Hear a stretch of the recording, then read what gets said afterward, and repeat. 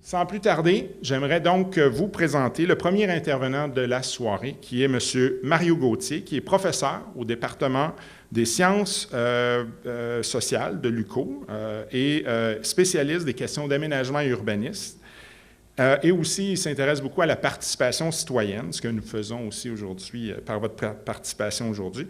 Je tiens à souligner que Mario est aussi un résident d'Elmer. Je ne sais pas s'il allait le mentionner, je ne veux pas voler son punch, mais aussi un résident d'Elmer, tout comme moi.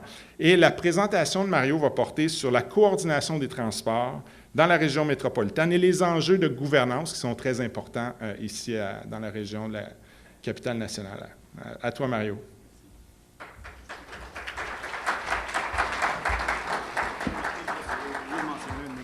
Oui. J'ai fait un faux pas tantôt. Je savais que ça arriverait. J'ai oublié de mentionner mon collègue Jean-François Leblanc, qui est aussi ici dans la salle. Je suis désolé, M. Leblanc. J'espère ne pas avoir manqué personne d'autre. Merci. Bonsoir à tous.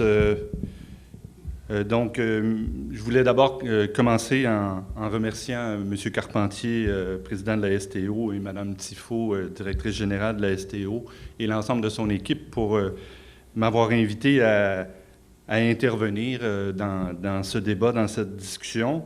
C'est évidemment un thème, je suis professeur en études urbaines et régionales, je suis spécialisé en aménagement du territoire, j'enseigne ces choses-là.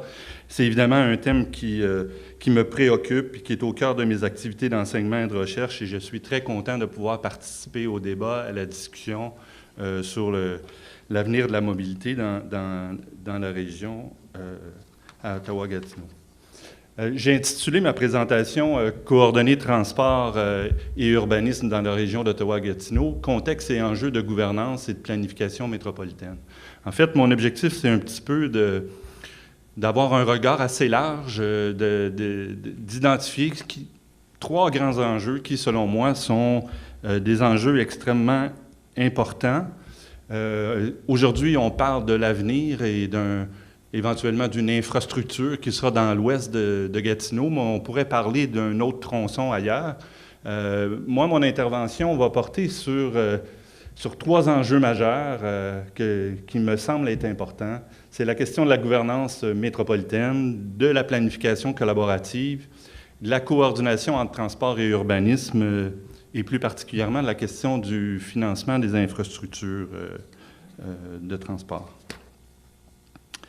Pour faire ça, avant d'aborder les trois défis, et puis puisqu'on m'a accordé 15 minutes pour la présentation, les professeurs, on a du mal à se limiter à 15 minutes, donc je vais essayer d'aller plus rapidement. Mais avant d'aborder les trois enjeux, il me semblait important de vous parler de ce que les chercheurs en études urbaines appellent la métropolisation, le phénomène de l'émergence des métropoles et des espaces métropolitains.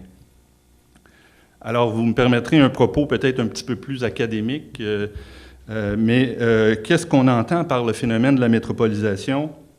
Bien, un peu tout le monde reconnaît qu'une métropole, c'est une grande ville, une très grande ville. Bien souvent, on a le critère d'une ville de 1 million d'habitants. Mais ce qui est peut-être plus important sur la question de la métropolisation, c'est tout le contexte de la mondialisation des économies qui fait en sorte qu'on quitte un peu le régime de la ville traditionnelle, de la ville industrielle qu'on a pu connaître, pour aller vers un régime qui est un régime de métropole. Alors, la figure que vous avez sur votre gauche, ça représente la formation sur le plan mondial d'une armature mondiale de métropole. Les développements économiques, le développement social, le développement culturel passent de plus en plus par les grandes métropoles qui sont structurées en réseau. Et la figure que vous avez à droite montre comment aussi ces métropoles-là deviennent des espaces de plus en plus polycentriques. Hein. La structuration interne d'une métropole devient une aire métropolitaine assez vaste, dans lequel on retrouve bien sûr un centre principal, mais aussi plusieurs autres centres, secondaires. Donc, si on veut, on assiste au développement de métropoles mondiales qui sont interconnectées. Des villes comme Londres, Paris, New York, Tokyo exercent une centralité mondiale, mais il y a aussi des métropoles plus secondaires. Et dans la structure métropolitaine des grandes métropoles canadiennes, bien évidemment, on pense à Toronto, à Montréal, à Vancouver, mais la région d'Ottawa-Gatineau suit. On peut penser à la région d'Edmonton également et de Calgary. Donc, la région de la capitale nationale du Canada, ou la région d'Ottawa-Gatineau, possède toutes les caractéristiques d'une région métropolitaine. Et ce qu'on peut voir, c'est que c'est une vaste région. On voit bien sur la carte ici le territoire de la ville d'Ottawa, celui de la ville de Gatineau et des territoires de municipalités périphériques aussi, qui sont tous inclus dans la grande région métropolitaine, qui se caractérise bien sûr avec un centre historique qui est plutôt compact et dense, des zones suburbaines un peu plus diffuses, des zones de spécialisation du sol, que ce soit des zones industrielles, des zones commerciales, des zones résidentielles, une certaine fragmentation de l'espace aussi, de l'espace social, une fragmentation sociale et spatiale, et ainsi de suite. Et dans ces régions métropolitaines, bien sûr, pour assurer le développement économique, culturel, social, la question de la mobilité est extrêmement importante, la question des déplacements. Ce ne sont plus nécessairement des déplacements qui se font du centre vers la périphérie ou l'inverse, mais ça peut être, par exemple, des déplacements qui se font de périphérie à périphérie. Et, bien sûr, avec la préoccupation des changements climatiques et du développement durable, l'enjeu de la mobilité durable est majeur. Donc, ça m'amène à mon premier défi que j'ai identifié tout à l'heure, celui de la gouvernance métropolitaine.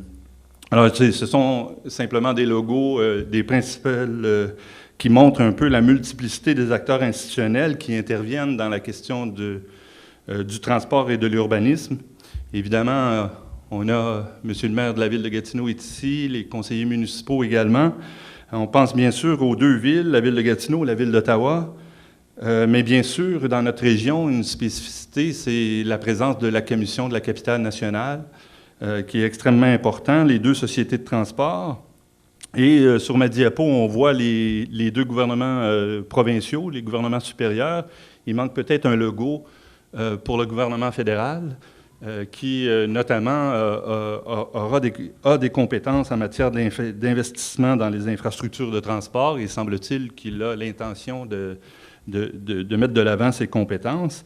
Et certainement, sur la figure ici qu'on a pour représenter le défi de la gouvernance métropolitaine, c'est la société civile en général, le grand public et les utilisateurs du transport collectif qui sont probablement tous dans la salle. Donc, on voit la complexité institutionnelle. Et j'aimerais dire un mot sur ce qu'on entend par gouvernance métropolitaine. En tout cas, les chercheurs en études urbaines, on est moins dans l'idée de la bonne gouvernance ou de la bonne gestion. On utilise plutôt ce concept de gouvernance sur le plan analytique pour dire une chose assez simple. Les sociétés modernes sont extrêmement difficiles à gouverner, de plus en plus difficiles à gouverner, et que pour les gouverner, il faut se coordonner. Il faut une coordination entre les multiples acteurs impliqués, et que cette coordination, cette négociation entre les acteurs est le meilleur moyen pour favoriser l'émergence d'intérêts communs. Et donc, si on veut faire de la planification et de l'aménagement du territoire, il faudra certainement générer un intérêt commun. Et donc, c'est toute l'idée que personne de ces acteurs ne peut agir seul, incluant la société civile, la population, et que l'action publique est devenue polycentrique. Et dans ce contexte, qu'on doit travailler ensemble pour définir l'intérêt commun. Alors, j'en profite pour remercier Marie-Pierre, une étudiante à la maîtrise, qui m'a aidé à préparer le PowerPoint. Elle n'a pas mis tous les documents de planification qu'on retrouve, mais elle a mis les principaux sur la diapositive. Vous avez notamment le plan de la capitale nationale du Canada qui vient de faire l'objet d'une consultation qui est sur le point d'être adoptée, si je me souviens bien. Vous avez la stratégie interprovinciale de transport collectif pour la région de la capitale nationale en 2013 qui s'intitulait d'ailleurs « Deux communautés qui s'unissent ». J'y reviendrai tout à l'heure. Le plan officiel de la Ville d'Ottawa, le plan directeur de la Ville d'Ottawa, le plan d'aménagement axé sur les transports en commun de la Ville d'Ottawa. J'y reviendrai tout à l'heure sur ça. Bien sûr, le schéma d'aménagement et de développement, Mme Marchand nous en parlera immédiatement après moi.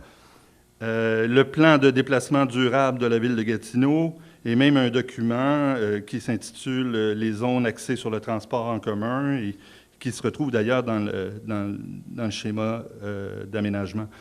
Quand on regarde tous ces documents de planification, puis on en fait un peu l'étude, bien, on constate des grands thèmes qui sont récurrents dans tous ces documents de planification. Ce sont ceux de la mobilité durable, la marche, le vélo, le transport en commun, le transport actif. L'idée de développer des communautés axées sur le transport en commun, de créer des milieux de vie de qualité, qui sont denses, mixtes, compacts, et l'idée de gérer la croissance urbaine, de contrôler l'étalement urbain et métropolitain. Alors voilà pour mon premier défi, j'y reviendrai en conclusion. Le deuxième défi, à mon sens, c'est celui de la planification collaborative. Et encore une fois, je vais me permettre, puisque je suis un professeur en études urbaines, de faire un petit peu de théorie, mais disons que dans notre domaine, depuis une vingtaine d'années, il y a des discussions sur ce qu'on va appeler le collaborative planning ou la planification concertée, la planification collaborative. Et en gros, c'est toute une discussion qui porte sur la nécessité d'abandonner le modèle rationnel de prise de décision, le modèle compréhensif aussi de prise de décision pour aller plutôt vers un mode de planification beaucoup plus concerté entre les différents acteurs, qu'ils soient institutionnels, que ce soit la société civile, le grand public et les utilisateurs de services. Et c'est l'idée, grosso modo, que l'intérêt général n'est pas donné d'avance, que l'intérêt général en matière de transport et d'urbanisme n'est pas donné. Il faut le construire, il faut le fabriquer, et le seul moyen de le faire, c'est de le faire dans l'interaction des acteurs. Et donc, ce n'est pas uniquement une idée théorique, c'est une idée qui est mise en pratique. Et un des très bons exemples dans la région, c'est la démarche de planification collaborative entreprise au début des années 2000, qui a donné lieu à un rapport en janvier 2013, qui est la stratégie interprovinciale de transport collectif pour la région de la Capitale-Nationale. Vous voyez les logos au bas de l'étude et vous voyez qu'un peu tous les acteurs ont été impliqués dans la réalisation de cette étude. L'étude comprend 5 piliers de la stratégie, dont des communautés orientées sur le transport en commun et la gouvernance. Je vais insister un peu plus sur le pilier de la gouvernance parce qu'il y a un lien étroit avec la planification collaborative. Mais évidemment, l'idée de créer des communautés orientées sur le transport en commun, ça réfère à une idée assez généreuse, dont mon collègue Paul Lewis parlera peut-être un peu plus abondamment tout à l'heure, celle des Transit-Oriented Development, l'idée d'avoir des développements urbains, des aménagements axés sur les infrastructures de transport en commun. Alors, dans cette étude, la stratégie interprovinciale de transport collectif, sous le pilier gouvernance, on a fait, à mon avis, un pas énorme, un grand pas dans la bonne direction en matière de gouvernance métropolitaine et de planification collaborative. Le rapport suggère qu'à court terme, on mette en place un organisme de planification tripartite chargé de la coordination, de mettre en place un conseil consultatif et de suivi de la stratégie, d'élaborer des protocoles de collaboration et aussi de s'attaquer au problème de relier les deux systèmes d'infrastructures de transport. On sait que du côté d'Ottawa, l'infrastructure est en construction, sera mise en service bientôt. À moyen terme, de mettre en place des dispositifs conjoints d'orientation et de planification et à long terme, de développer un véritable modèle de planification collaboratif. La stratégie avait mis en place une série de modèles de gouvernance possibles. Je vais les énumérer. Une autorité décisionnelle unique, un organisme de coordination, un conseil ad hoc, un cadre contractuel et une gouvernance adaptée aux besoins. En fait, à l'heure actuelle, on est dans le modèle d'une gouvernance adaptée aux besoins, où, au fond, il y a divers comités qui existent selon les besoins pour assurer la coopération et la coordination de la planification. Donc, c'est ce qui existe aujourd'hui. C'est un modèle de gouvernance qui est souple, qui est flexible, mais on peut se demander si ce modèle, s'il faut le revoir, si le modèle est adéquat à l'heure actuelle pour répondre aux problématiques de transport dans la région d'Ottawa-Gatineau, notamment dans le contexte où le gouvernement fédéral a annoncé son intention de financer des infrastructures de transport en commun. Alors, je vais devoir aller un petit peu plus vite sur mon troisième enjeu. C'est celui de coordonner transport et urbanisme. Et pour le faire, évidemment, il faut financer des infrastructures de transport. Alors, vous avez une carte ici, je ne vais pas élaborer, c'est ce qui est prévu au schéma d'aménagement et de développement de la ville de Gatineau. Et probablement qu'on va pouvoir l'expliquer davantage tout à l'heure, mais simplement vous dire qu'il y a dans le schéma d'aménagement et de développement de la ville de Gatineau des zones, des TOD, si on veut, qui sont clairement identifiées aux abords des infrastructures, et on a même une hiérarchie là, de différents types de TOD qui sont identifiés dans le schéma.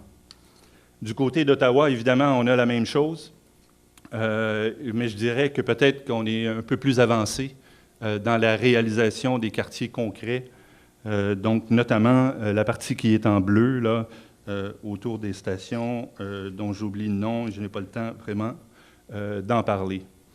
Ça aussi, je pourrais y revenir, mais tout simplement pour dire que du côté de la ville de Gatineau, c'est le bas.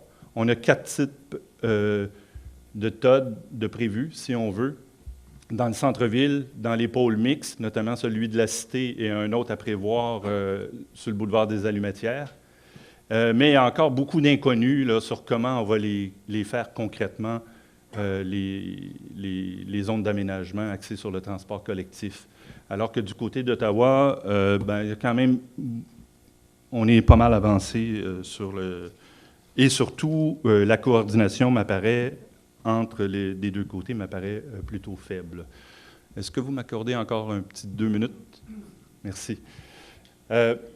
Donc, voici du côté de Gatineau. Ce qu'on a à l'heure actuelle, c'est le Rapibus avec un éventuel prolongement à l'est et un prolongement dont on discute aujourd'hui à l'ouest. Du côté d'Ottawa, vous avez clairement identifié à droite sur la ligne de la Confédération les zones d'aménagement axées sur le transport collectif. Donc voilà, j'ai cherché les noms tout à l'heure, là, ils sont identifiés sur la carte. Et vous avez aussi la ligne Trillium dont les financements, en tout cas, sont presque quasi assurés pour se rendre jusqu'à l'aéroport. Donc on a une planification qui est quand même extrêmement avancée du côté d'Ottawa. Et donc se pose tout de suite la question de l'arrimage entre les deux parties de la région métropolitaine, si on veut, les deux côtés de la rivière.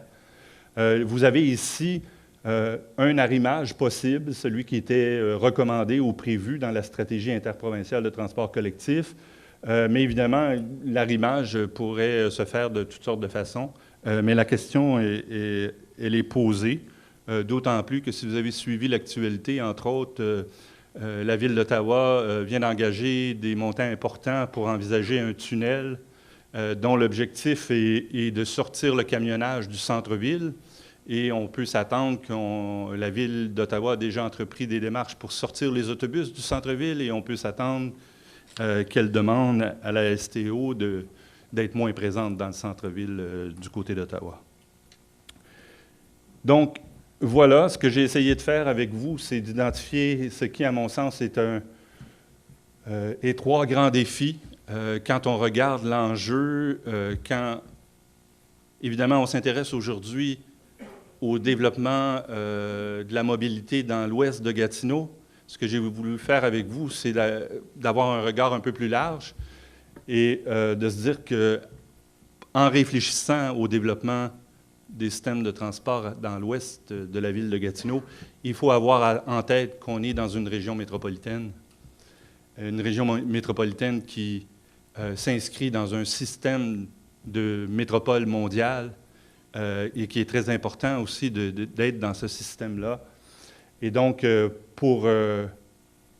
faut relever, à mon sens, 3 grands défis. Établir une gouvernance métropolitaine, concevoir un modèle de planification collaborative et créer des communautés orientées sur le transport en commun. Je vous remercie. J'espère que ma réflexion pourra vous aider dans vos réflexions.